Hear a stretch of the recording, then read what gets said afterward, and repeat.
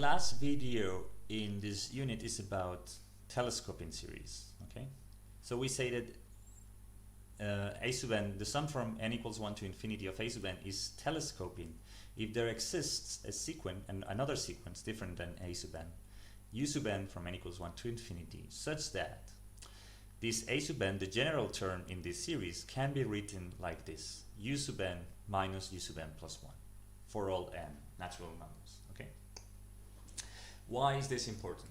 Okay, if we write the partial sum, okay, so the sum from n equals 1 to k of a sub n, then because this is equal to this is equal to u sub n minus u sub n plus 1, right?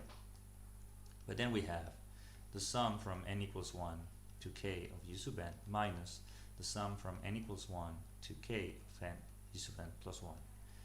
And this is just u sub 1 plus u sub 2 plus u sub 3 plus blah blah blah plus u sub k minus, and then this starts at 2 plus 3, 4 minus blah blah blah minus u sub k minus u sub k plus 1, right?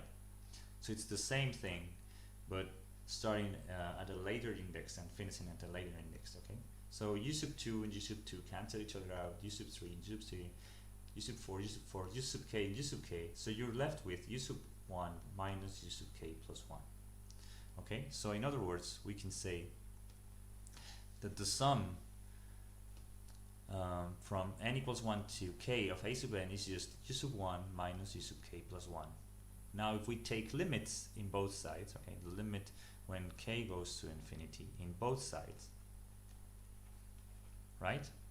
I'm gonna erase this. The limit here is infinity, and then the limit of u sub 1 is u sub 1, and what changes here is the limit when k goes to infinity of u sub k.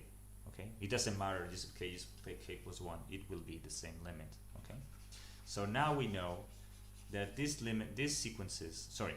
series will be easily summable. We can find the value of the series. Okay, so if this sequence is convergent to a value, this series will have a finite value that we can find. Okay, so let us see some examples. Let's see. We have the sum from n equals 1 to infinity of 1 over n times n plus 1, right? So we have a sub n is 1 over n times n plus 1. How can we write this as the sum, or the difference of two terms? Well, the thing is to expand this in partial fractions. Okay, if you haven't seen this before, we'll see that again at the end of the course where we deal with integrals and primitives. Okay, but the idea is we know if this is n times n plus 1, we know that there is a sum of two terms, right? A over n plus b over n plus 1, such that we can combine them and get this fraction, right? So this will be, if we operate here, a times n plus 1 plus b times n will over n times n plus 1 will be equal to 1. Okay, so for some value of a, some value of b. Okay, if you work with this, so for instance, one way to do it is to just give values to let me write this again. A times n plus 1 plus b times n is equal to 1. Right? So one way to solve this is just to give values to n. So if n equals 0, then a equals 1. Okay, so we have the value of a. And if n equals minus 1, then this is 0, so then we have minus b equals 1, or b equals minus 1. Okay, so then we know that this is equal to 1 over n minus 1 over n plus 1. Okay, so now we have our rule, right? We have written a sub n in terms of a sequence u sub n, which is 1 over n. Okay, so we know now that this sum will be u sub 1 minus the limit when n goes to infinity of u sub n. Now this limit is 0, and u sub n is 1. So the value of this sum is 1. Okay? Just applying the formula. If you are not convinced, you can rewrite this. This is 1 over n times n plus 1. This is equal to the sum of 1 over n minus 1 over n plus 1. And you can expand both sides. Okay, so you have 1 plus 1 over 2 plus 1 over 3 plus 1 over 4 plus blah blah blah. And then minus, you have 1 over 2 minus 1 over 3 minus 1 over 4 minus, and both things go on to infinity. So you can see that all these factors will cancel out and you end up with 1. Okay, so if you don't remember the formula, that's fine. You can reason it out and reach the final value as well, right? Now, let's see another example. You have the sum from n equals 1 to infinity of the logarithm of 1 plus 1 over n. So in this case, a sub n is the logarithm of 1 plus 1 over n, right? How do we rewrite this in terms of u sub n minus u sub n plus 1? Well, the logarithm of 1 plus 1 over n is just the logarithm of n plus 1 over n, right? But this is just the logarithm of n plus 1 minus the logarithm of n, right? So take into account the signs. This u sub n is just minus the logarithm of n. So the limit of this sum will be u sub 1 minus the limit when n goes to infinity of the limit of u sub n, okay? But in this case, u sub 1 is 0, okay? And the limit when u sub n goes to infinity, this limit is minus infinity. So minus the limit is infinity, okay? So this series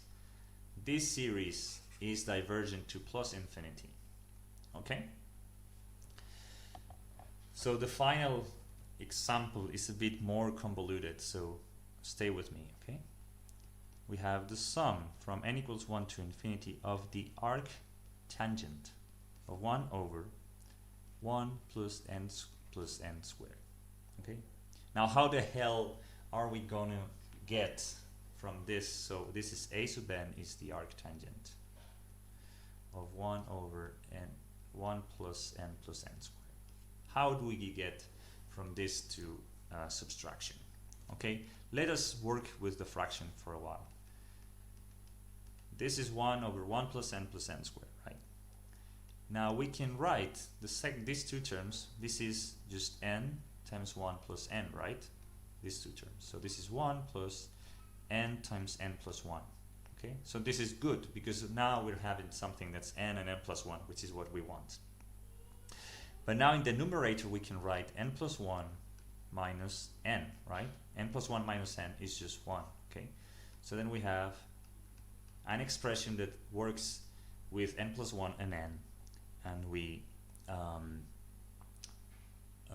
can now work with this.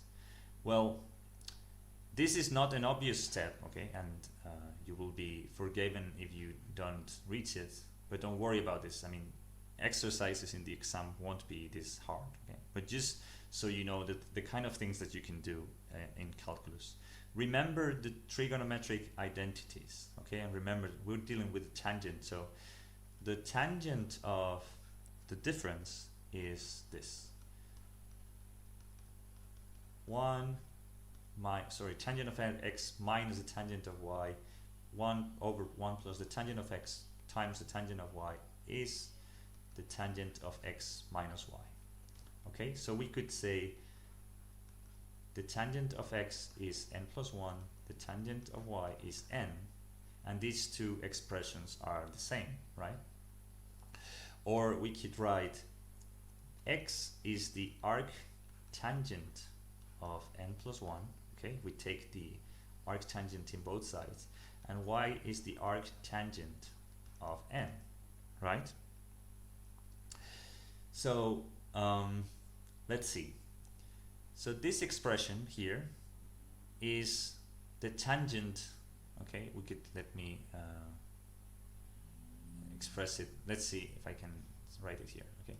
So this is the arc tangent of this, But we have said now that the arctangent of this is the arctangent of the tangent of x minus y.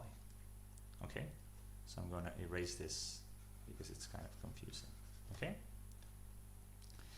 this is the arctangent of the tangent of x minus y, or in other words, this is x minus y.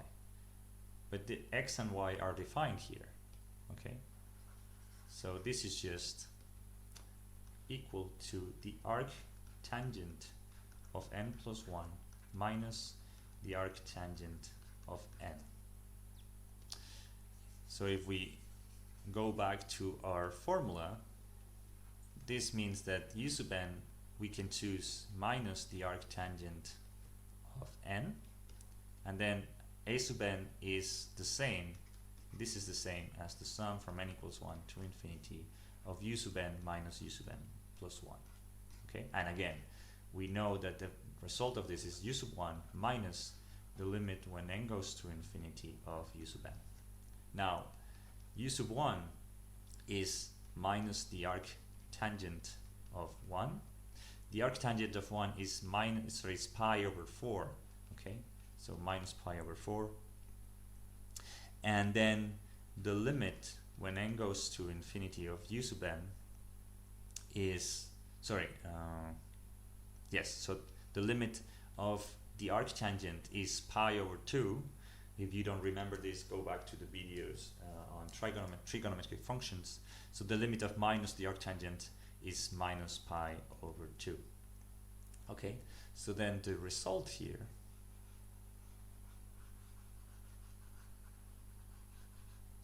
is that this series, the original series, is just minus pi over 4 minus pi over 2, or in other words, pi over 2 minus pi over 4, pi over 4.